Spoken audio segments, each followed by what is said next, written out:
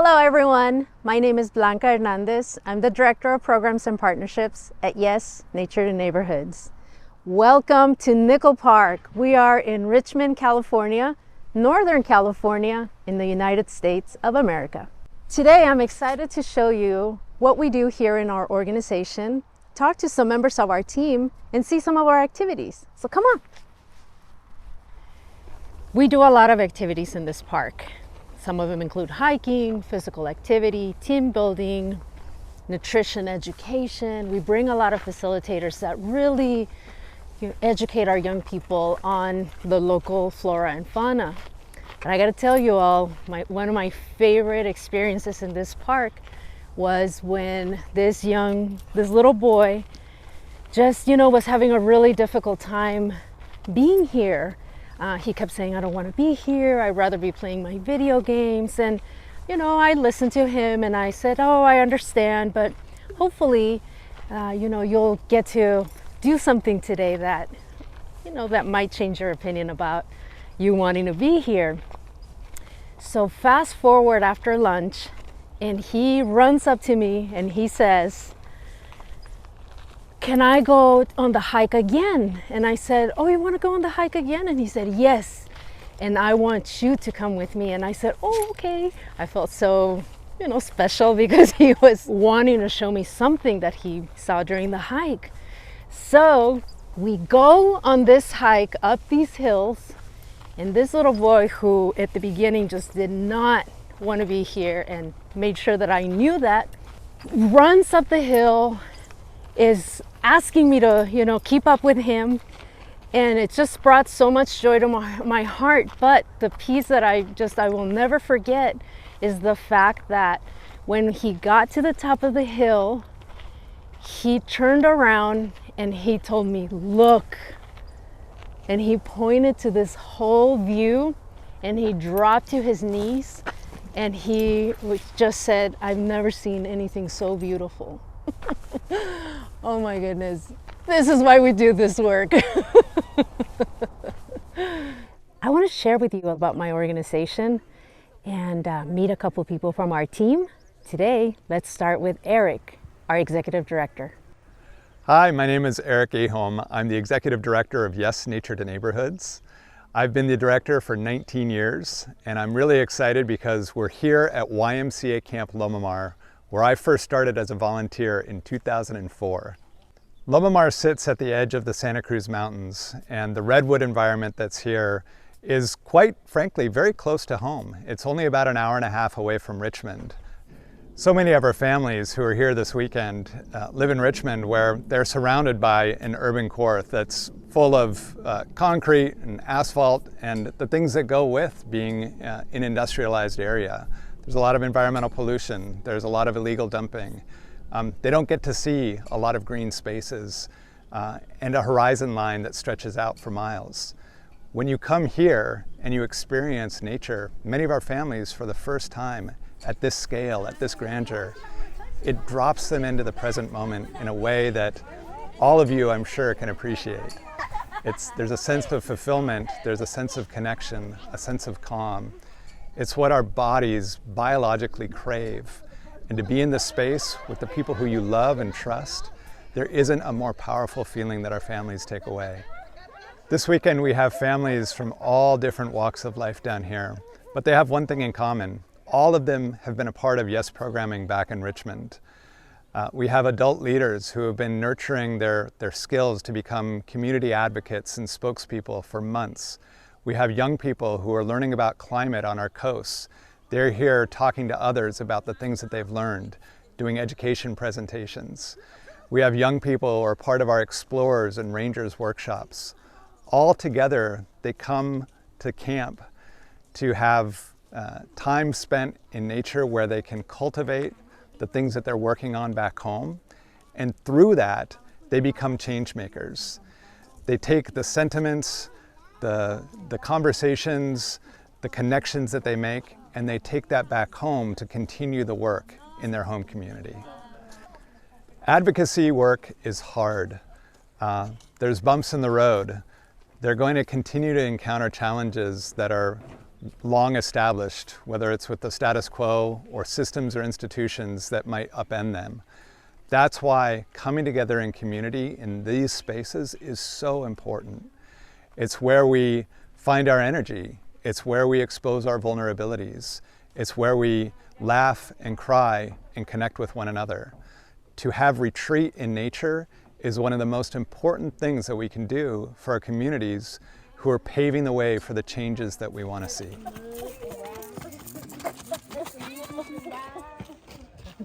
We have brought 83 people from the Richmond community to really enjoy the outdoors. They're staying in cabins with their families, and we have provided the transportation for them to get here because a lot of the time the access to these spaces is a barrier. We provide healthy, nutritious food. Every meal is a variety of healthy options for them to choose from. We have been playing a variety of team building games and really building community with one another. A lot of beautiful friendships are also happening throughout the day. This 3-day program allows for families to really bond with each other and for community to grow, because there is some unstructured time where they can naturally bond that way. But we do have other structured activities throughout the weekend, such as the campfire, zip lining, slingshots, archery, music, and art. So I invite you to come with me and observe some of these activities.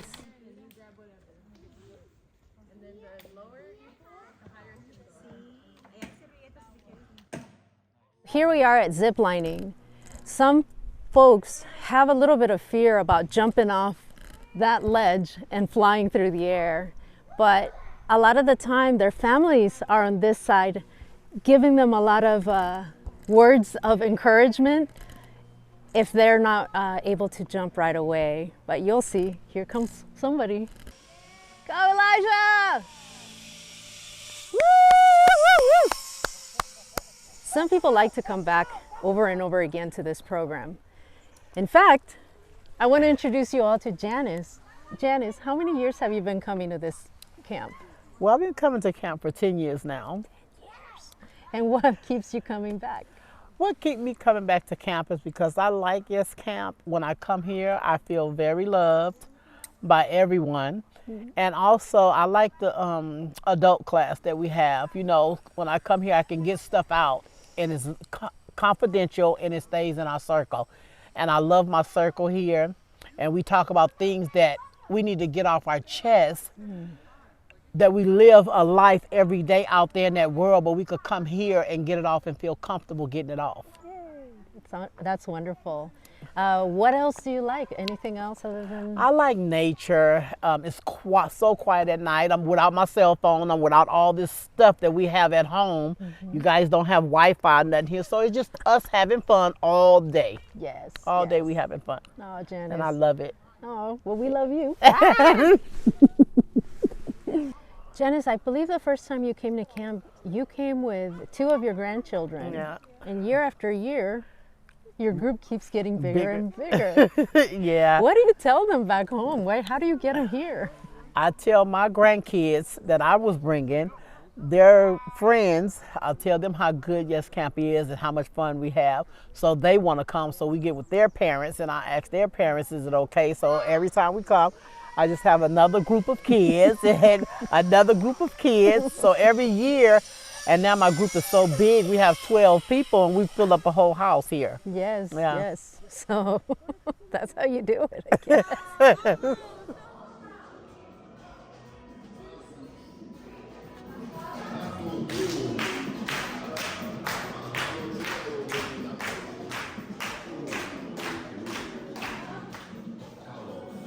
Dancing is another activity that we have here at camp. We contract facilitators that have amazing stories to share with our participants.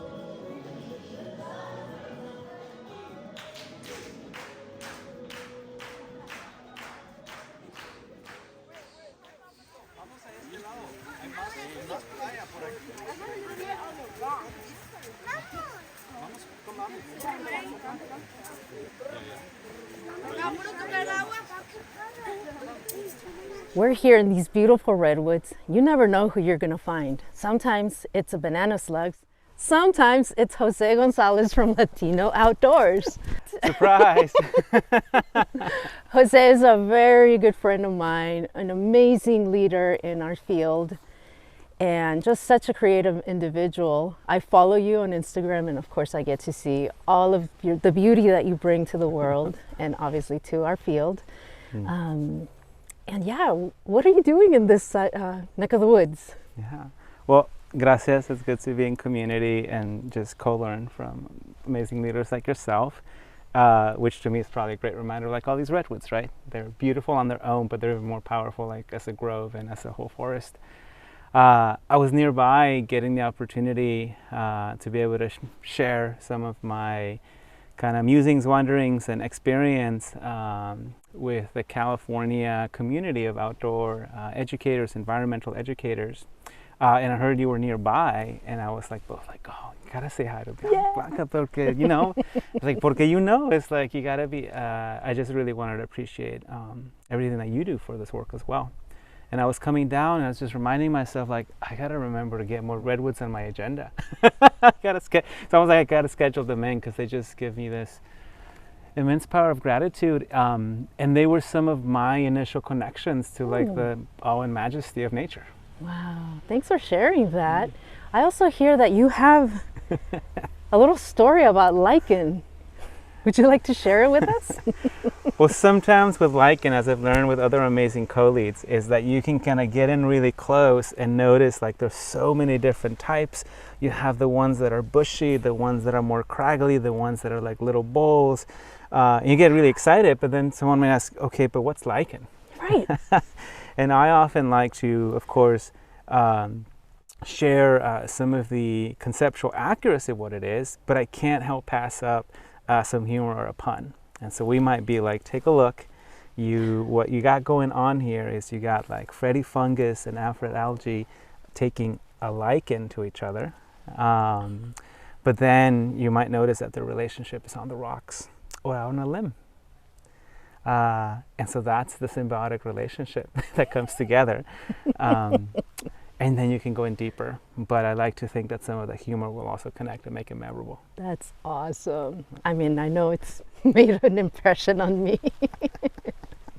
Jose, you were just doing the keynote at the California Association for Outdoor Environmental Educators. Can you share with us some of the messages that you shared with them?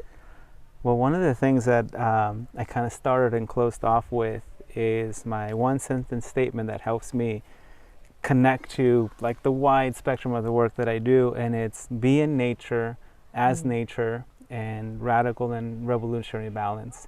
Meaning to be in nature just like we're here, just like the families are here. There is so much power to make sure you are physically, spiritually just connected out in these spaces. As nature is that even as we're out here and even when we are in our human-built environments, to not perpetuate that disconnection and separation, that somehow we're a part from nature rather than a part of nature. Right. And because there's just a lot of power there, and connecting also to ancestral wisdom and community. And then radical and revolutionary balance is radical like raíz. The root word is raíz. Yes. So rather than radical from the outside, you're radical central, like grounded here, rooted in this work. And revolution and like a revolución, like a cycle. Can we be part of these regenerative cycles that nature provides us, so that we're leaning into the mentorship from the land, and then go from there. So, and with as much doses of joy as possible. Wow. Thank you. Thank you for sharing that with us. Oh, I love the double play on the words. Yes, it is. Yes. That's where so DEIJ. Decolonize, ecologize, indigenize, and joyify.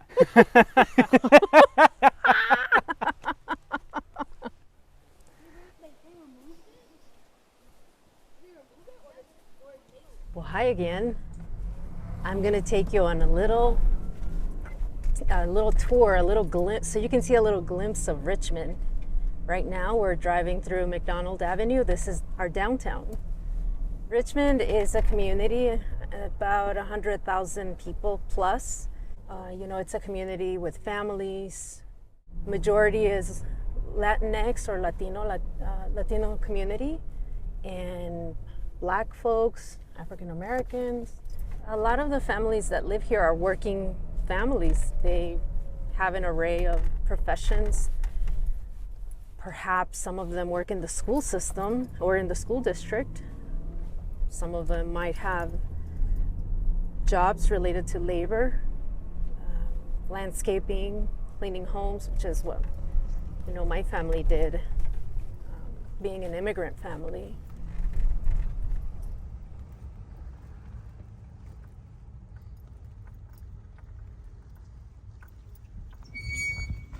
Come on in.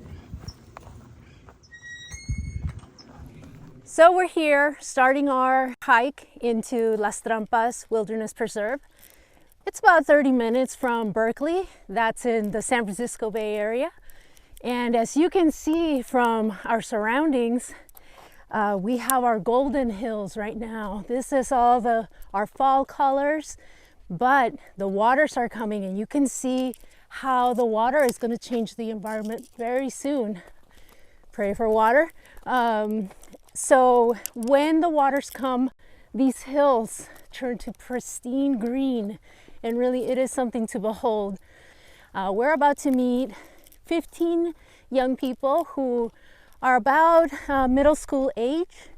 They're out here with our partners from East Bay Regional Parks, as well as our YES coordinator, Carlos, who you're going to meet very soon, so we can see everything that they've been doing today and what they've been learning about this local land and this beautiful partnership that we have with the Park District.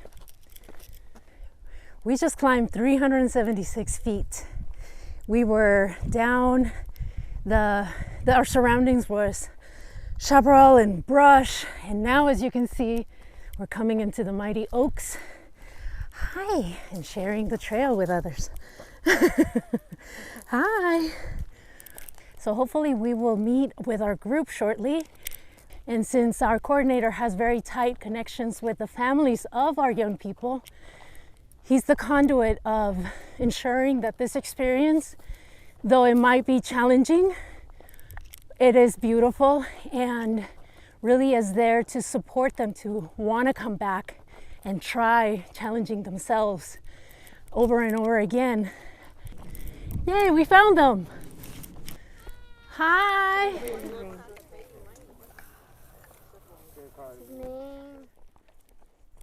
Beautiful people, right now is a perfect time to drink a little bit of water.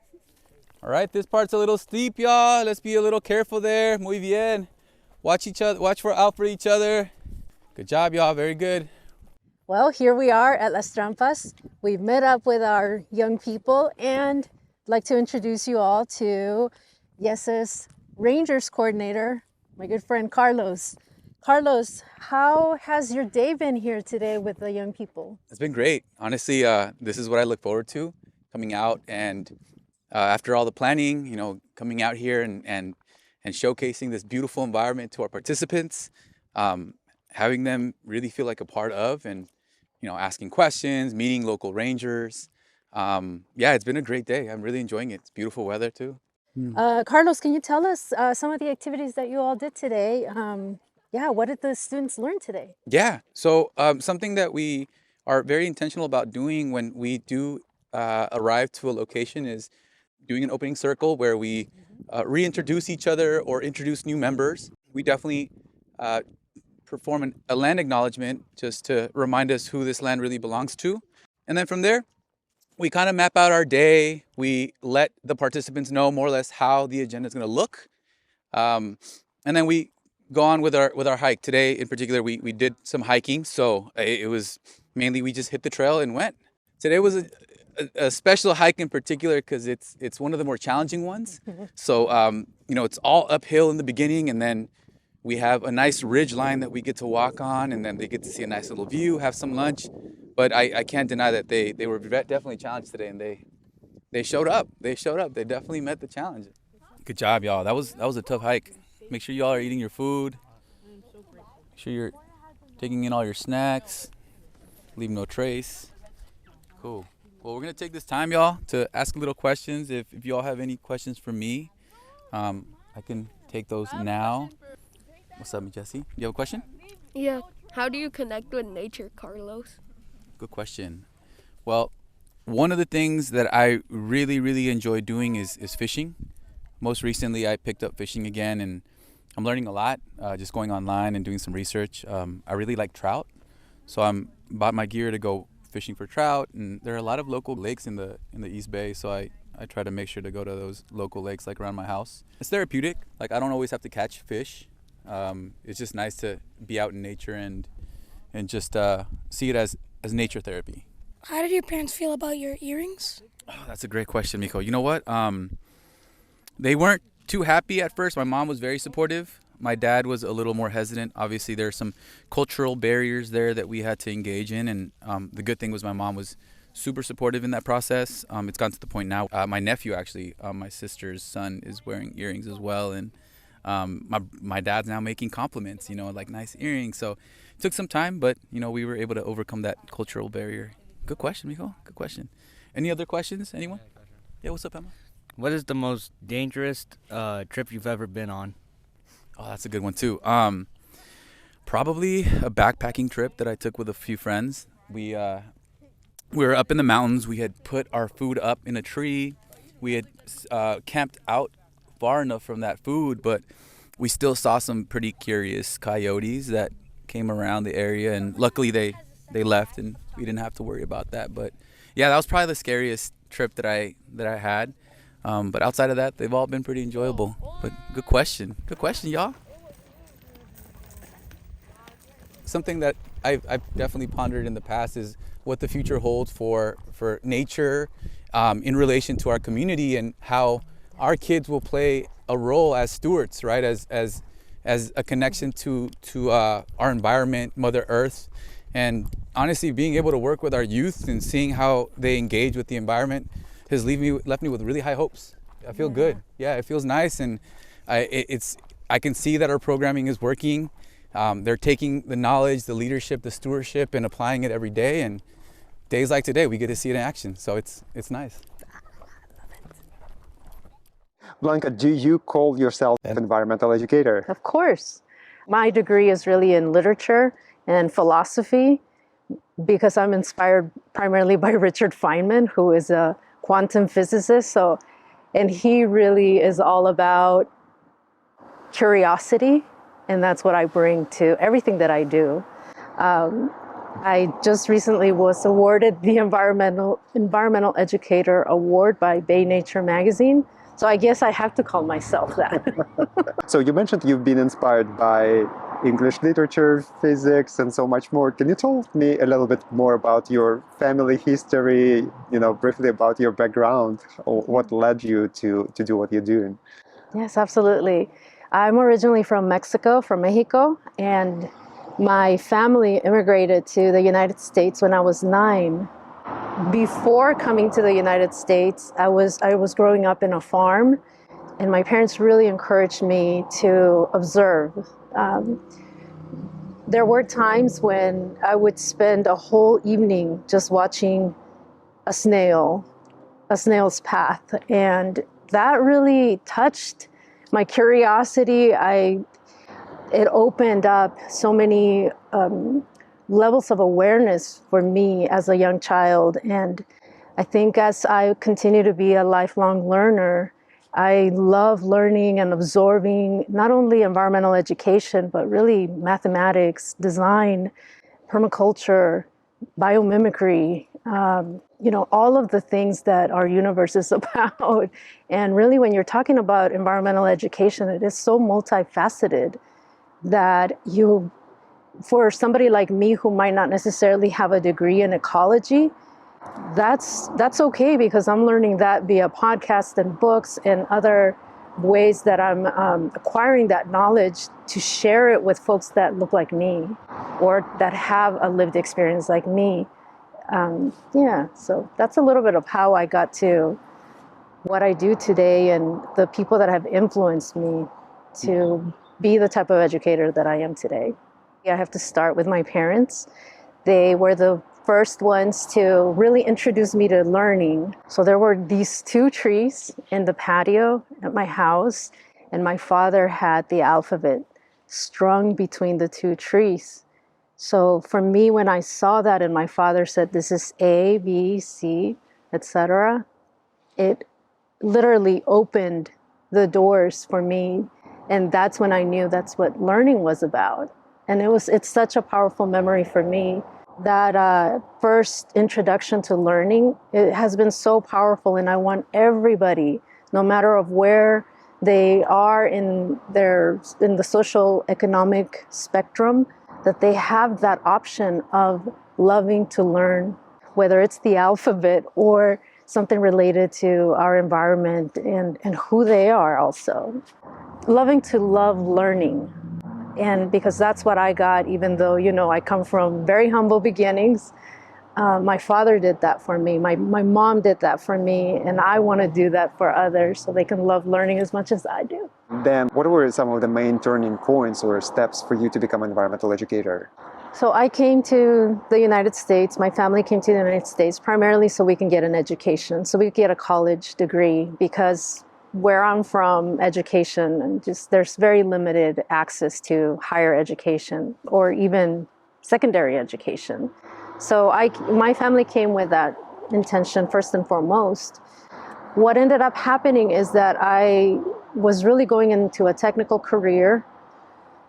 And when I went into college, it was the first time that I really had the ability to explore who I am as an individual, and got to see liberal arts. And really, I was fascinated by philosophy and just really letting my mind explore subjects that I'd never gone into before, because I was so set in the technical physics, math, to become an engineer.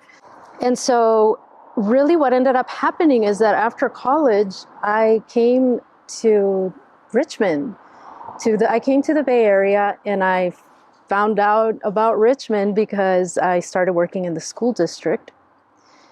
I really was not seeing that passion in loving learning that I had grown up with in the young people that I was working alongside in the school district. And I would go camping a lot to sort of restore myself and come back into what felt was a depleting environment for me, but also for the families and the young people that I was growing relationships with and I was becoming very close to. And one of those camping trips, I really thought, wow, the families in Richmond would be coming out into the outdoors would be so incredible for them. And really I started to think about, how can I bring them out into nature? Because I was getting so much restoration and healing, and I could relate to so much of their experience. And I knew that if I'm having this experience, they probably would have the same sort of healing experience as well. And so I started thinking, how can I do that? And I found out about YES. I told my sister, I told my whole family, I said, this is what I want to do with my life. And then my sister, of course, saw a job description, and she said, oh my God, I found what you were looking for. You should apply for this job. And I walked into this, I submitted my resume, they called me in, and I walked in and I said, I've been looking for you. And it's been so great working alongside Eric and the rest of the team to do this very important work that we're all very passionate about. Can you tell us a little bit about what type of programs you have? Our programs really are, if you can imagine a blanket that wraps around you, and that blanket is just love, but that blanket is also our programs. That's the imagery that I want you to walk away with. It really centers the individual first, and then invites them into that space that unfortunately so many folks of color, Black, Indigenous, and people of color, haven't had the experience or the access to be part of, to feel like they belong in. And so our programs are really that, are being centered in community, informed by community. And the highlight in what we do is to make that experience be a continuous experience. So it's not just like one time you went camping or one time you learned about flora and fauna. It's really about a progression of experiences that really strengthen the individual and makes you become a leader, whether you choose to go into the environmental education or whether you choose to do something completely different with your life. Blanca, can you maybe tell us a little bit more about how you work with youth and adults of specific ages? Sure. So our programs are built with many components, one of them being youth development, another one being trauma-informed care or healing-centered approach. We have policy systems and environmental change framework as well, and those are integrated progressively as our cohort ages start from childhood to young adults, right? So the first cohort is the explorers. They're 8 to 10-year-olds. They are learning about what it means to be a steward, what environmental action, even at a young age, they can take. They're learning outdoor skills, such as how hiking etiquette, how to share the trail with others.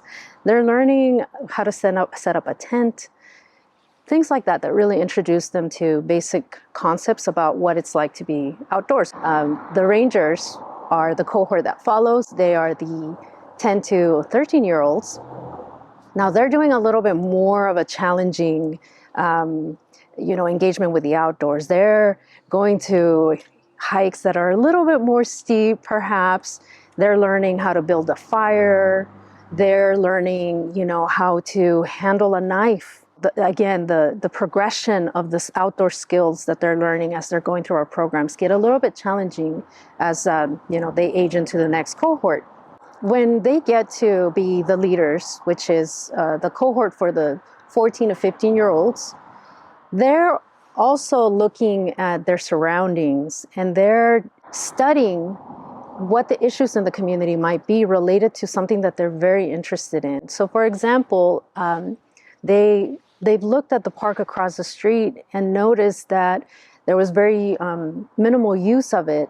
And they thought about what could we do as a group of young people to beautify the space, to have more people use it. And I mean, the project is amazing. They ended up painting a mural about what youth power looks like in action.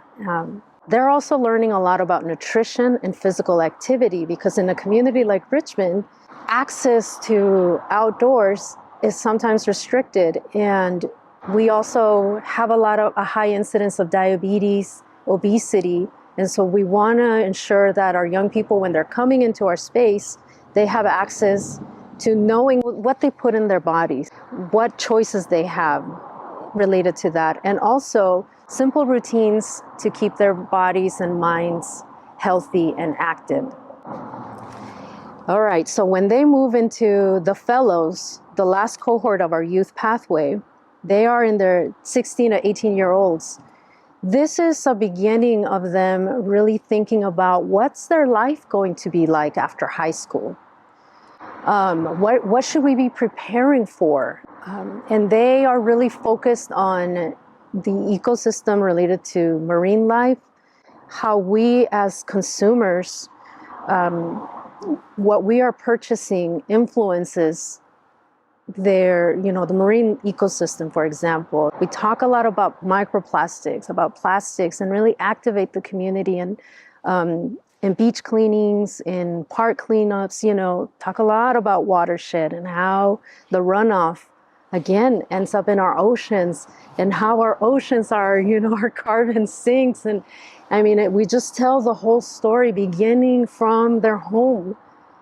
And when they're looking at that whole cycle and that whole system and how we're all part of it, that empowers them to activate that policy systems and environmental change framework to identify who the players are who are holding those power, the position of power that they can then go and speak with to make those changes. What could we do to maintain this particular watershed, for example, clean And can we be those stewards and be appointed by the city? So there's just so much work that we're doing at that level with our young people and with our adults as well. One of the activities that we conduct here is a beach cleanup. You can find so many things, even though it looks fairly clean, there is plastic everywhere from all sizes, including microplastics. But it's interesting that you don't stop with just youth. Your organization works with people of any ages. Yeah, after young people graduate and perhaps go off to college, or maybe they stay home and are going to the junior college locally, they can still continue to be engaged with YES in our young adult program. The focus there is a lot on the war on drugs in communities of color. We found out that a lot of our young people use coping mechanisms that might not be healthy, especially once they're out of high school and potentially on their own for the first time. So we want to make sure that we're informing them on a bigger system around mass incarceration. There's just so much that is hidden behind as far as policy making that they might not be aware of. Because in a community of color, there might be limited access to healthy foods. There might be more access to liquor stores. There might be more access to cannabis shops. We want to make sure that people are really looking at the bigger picture so that they can make their own choices about what their coping mechanisms are going to be like. Because yes, communities of color do have higher incidences of experiencing mental health challenges because of all the systemic racism that exists. So when they are coming into our programs, they're learning about that, all of that, and they have the option of coming with us to be trip leaders, to be mentors for our younger youth. They have the option to go and do a camping trip with their peers, to go kayaking, all of the things that YES does, they still have that access and can be graduates of our programs or brand new people that are learning this for the first time and potentially are experiencing this for the first time. And it doesn't stop there. We engage parents or caregivers in our adult leadership pathway as well. We do a lot of training on public speaking, so they can also be speaking at school district, board meetings, the city council, again, because we want to make sure that their voice is heard when policies and systems are being created, so that the city, the school district can incorporate their feedback and make the community better. That's really what we're doing here, is hoping to make the living conditions and the environment awesome for everybody. And what's some of the strategies you are using to improve inclusion and equity in this community through any of these programs? One of the first things that we do is anything that we do as far as program design, we ask the community first. We have set of processes of how we facilitate that. We do community listening sessions. So what we'll do is we'll invite people into our space, and some of them might be brand new, some of them we've known for 14 years or more, and we provide food. We make the space really welcoming so that they can feel like they can share their true opinion with us about what they want us to be doing next. And that's where the richness comes, is gathering their feedback and analyzing it, really being able to test out some of the things that we create with them as well, to make sure that we're creating programs that are inclusive, culturally relevant to the community that we're engaging. And I think that's a practice that folks should really be doing. A lot of us might not be from the communities where we're working. So I encourage people all the time to really get to know the history of the space they're engaging, the community, and to ask them their opinion, and to test out the program. I might get some information around, oh, I want to go to Yosemite and I want to go to whitewater rafting. But when I'm building those program components, I still bring them back and say, okay, great, we're going to Yosemite. What is the food that we might want to eat at this trip? What is, what time should we be rising? What time should we be going to bed? Little things like that. I might say we're going to wake up at 5 and we're going to go to sleep at midnight, and people are going to be very upset at the end of that outing. So yeah, so little things like that you can do to make it very inclusive, not only for programming, but also within your organization. And I think YES is very big about that, about how do we create not only an organization where everybody feels valued, where everybody feels that their voice matters, where we're really aware of our power and privilege, of our dynamics, of how do we work as a strong team, because we're a very diverse team and we all have so many different identities. And how do we value that? So we really go out of our way to create not only spaces within the organization to process how we want to be in the world, because that's how we want to show up with the families that we engage and in the larger global community. So there's a lot of leadership involved, there's a lot of nature involved, but really it's a way to be in community and to be healthy. Blanca, and what are some of the specific outcomes that you are trying to achieve as an organization, and maybe more like long-term vision? Mm-hmm.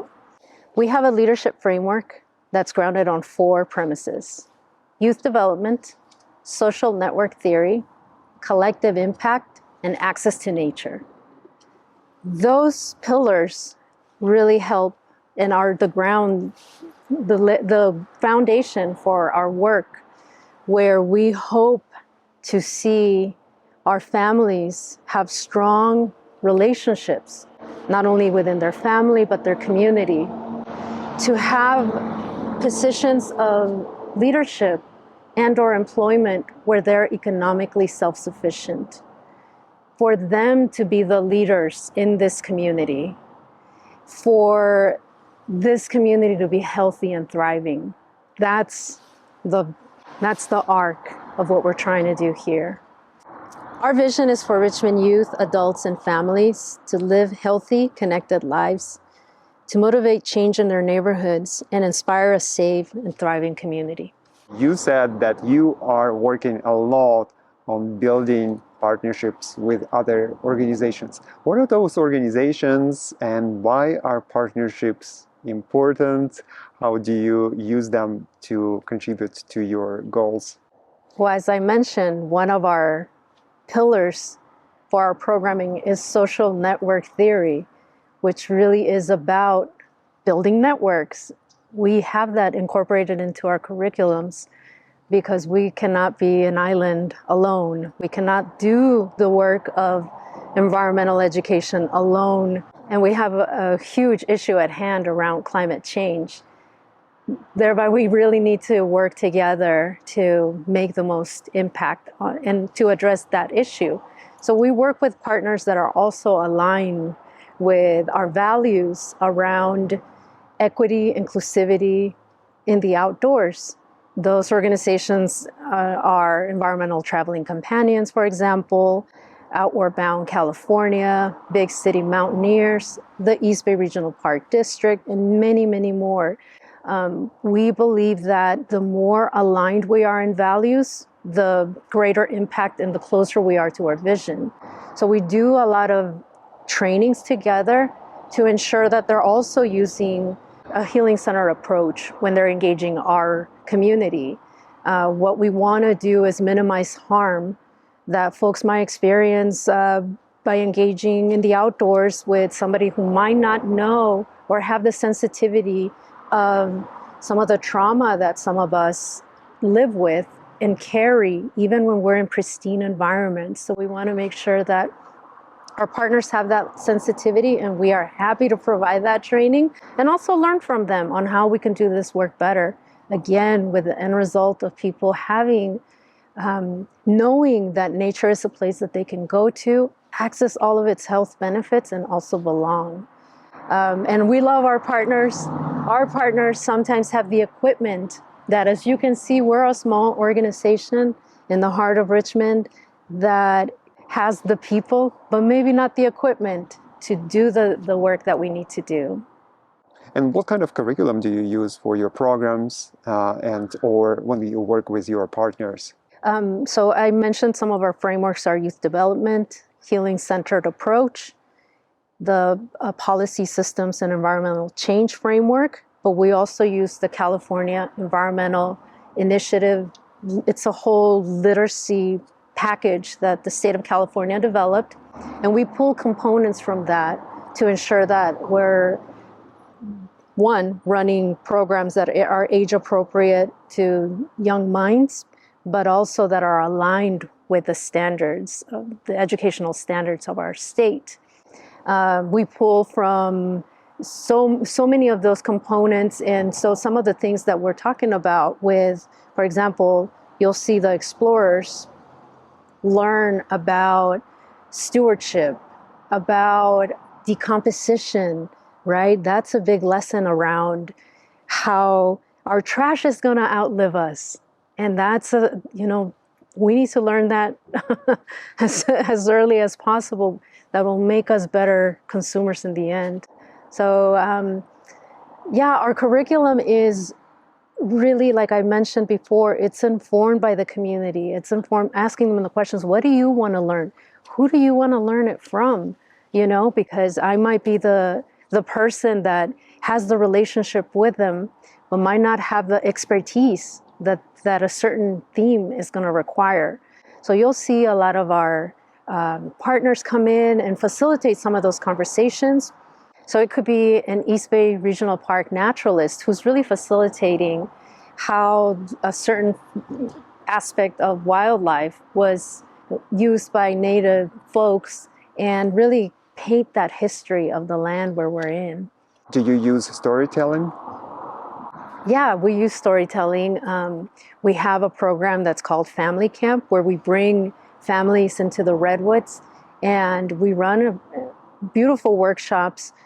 Some of them have included storytelling where we're listening to a traditional Native story and people can then really reflect their own life in that story and have the opportunity to talk to each other and also share their own story related to, the theme of that particular traditional story that was shared with them. I think it's a really powerful tool for people to build trust, not only with the organization, but with one another, and it really helps build community. Blanca, what gives you energy and motivation to do what you do?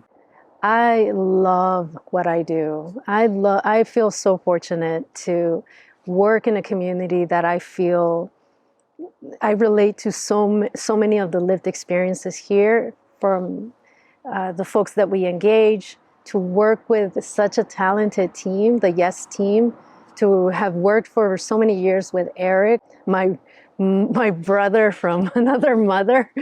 It's my life's work is this work, and it energizes me. I never feel the burnout, no matter how big or long the week is. It's just what I love doing, and I love to pass that energy to others who are also interested in being in that blanket of love, Blanca, since your degree is in English major, I suppose that books are still a big part of your life. Can you share with us what you read, or maybe some of the recent titles, or any suggestions for environmental educators? Absolutely. I love reading. I also love listening to podcasts and audiobooks, but I brought you some titles that have been really an impact for me. First one, The Rise of the American Conservation Movement by Darcetta Taylor. It really is the story about Black, Indigenous, and people of color as part of the movement, which, you know, a lot of the stories don't include us. And it's really upsetting because we've been there from the beginning. Black, Indigenous, and folks of color have always been connected to the environment, to nature. And there's just so much history around why that narrative exists and gets perpetuated. So that is one of the most important books for everybody to read, especially outdoor educators, environmental educators. I read this book called The Watersheds, Classic Cases in Environmental Ethics by Lisa H. Newton and Catherine Dillingham while I was in college. This really inspired me to become vegetarian. Let's see, I talk about Richard Feynman. I have pretty much all of his books or have read them at one point or another. I just brought you Surely You're Joking, Mr. Feynman. He will make you want to be a physicist. And it is just the way that curiosity is sparked is really what I hold in my heart. And I feel that educators should have that sort of spark to really encourage students to be on the other side, to see themselves as a physicist or an environmental educator or whatever it is that that they want to be. So that's what I love Richard Feynman. I brought you The Earth, the City, and the Hidden Narrative of Race by Carl Anthony. Powerful book on urban design and just, oh, it's just, I can't even summarize it, but it is a lot about what the title says. Planet Walker, 17 Years of Silence, 22 Years of Walking by John Francis, Dr. Francis. He was inspired into action after witnessing an oil spill that motivated him to stop contributing completely to the oil business. And so he stopped driving and he also stopped talking because unfortunately when he was walking and exploring, getting from point A to point B, he was getting into a lot of conversations with folks who were angry about why are you not driving? And so he chose not to talk. And in that time frame of being in silence and walking and connecting to nature, he was able to get a PhD. And I mean, now he's a speaker and obviously has done many great things after that. But it's a very powerful book about the power that each of us and the actions that each of us can do. I also brought the California Naturalist Handbook. This is a book that I read while doing the UC Cal Naturalist program. It really teaches you a lot about our ecosystem and how, you know, our Mediterranean climate and why we really need to be very careful with our water and just so much. It teaches you so much, and I really learned a lot here in this course. And I just really, after I graduated from the program, I just really thought, wow, this is so powerful and so many more people should take this course. And last but not least, I brought The Coasts of California by Obi Kaufman. He has a whole series that started off with the California Atlas. He's got the coasts. He's about to release the deserts of California. Redwoods, I think is the other one. But oh my goodness, you have to look at this book. This book is a dream. It really is so poetic. It has a lot of information. I mean, as you can see, it's beautifully illustrated. Gosh, I'm just not, look at this. You can open this book to any page and just fall in love with our state. So I highly recommend that one too. This is amazing. Oh my gosh, I got so many recommendations. Blanca, you also mentioned that you listen to podcasts. Can you share with Oh, with us? yeah. I'll probably chop the titles, but okay, there's one, Ologies. It's all about any profession with ology at the end. And that one, most recently, I was learning about wasps and just how amazing wasps are. And you know, when you think about wasps, a lot of the time you're like, oh, that's the one that just really could sting you and hurt you badly. But wasps are really cool. There's one about backyard nature. There's one about sustainability. I mean, I don't know, I can show you my phone and you could just see all of them. Plants grow here. Behavioral ecology and evolution in defense of plants. Backyard ecology, ologies for the wild, sustainable world, radio. Those are like my top ones. But yeah, all of this is hours and hours of doing yard work and just geeking out on nature. Blanca, when you work with all kinds of other organizations, social organizations, environmental organizations in the Bay Area, what are you trying to achieve together? So I mentioned that one of our pillars is also collective impact. And again, you have to combine forces to create impact. So I'm on the board of directors for the California Association for Outdoor and Environmental Educators. I'm on the board of Together Bay Area and Change Scale. These three organizations really focus on three different things. One, AEOE is really focused in providing professional development and networking for California-wide environmental educators. Change Scale is focused in the Monterey and San Francisco region, also building strong networks and professional development for outdoor educators, but primarily focusing on how do we center equity in this work. Together Bay Area is another one of the organizations that I'm passionate about, and we're really looking at policy and advocacy with this group.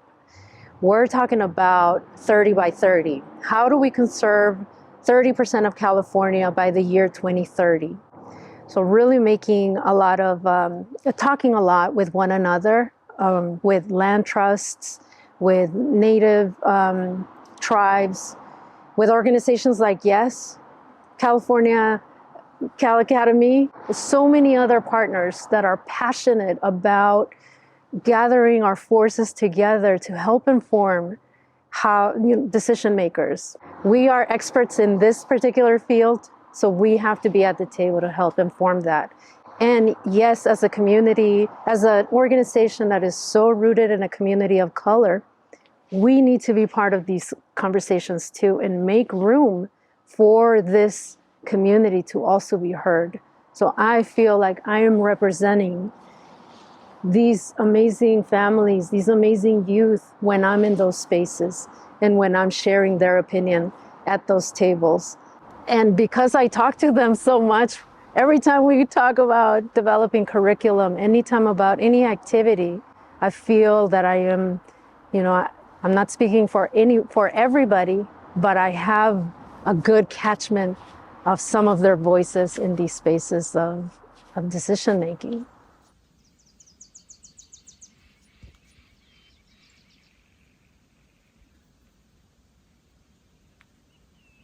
When I started working at YES, one of the first families that I met them during an orientation. And when we said, where we're going, there's not going to be phone reception. And I saw their expression full of concern to be going somewhere where they were not going to have cell reception. And so I approached them after the orientation and I said, hey, I noticed you were a bit concerned about this. And they said, yeah, I don't know that we're going to go. I think this might not be for us. And I said, well, I promise you that if you want to feel safer by giving the camp number to your family member so you can be in communication. I promise that I'll give you that number. And so anyway, the family trusted in me and they came to the camp. And at the next time that we had to do an orientation with the families, that particular family said, I want to be part of that orientation and ease other people's concern around this issue of having no reception in the redwoods. And I've known this family 14, 15 years now, and we are like this.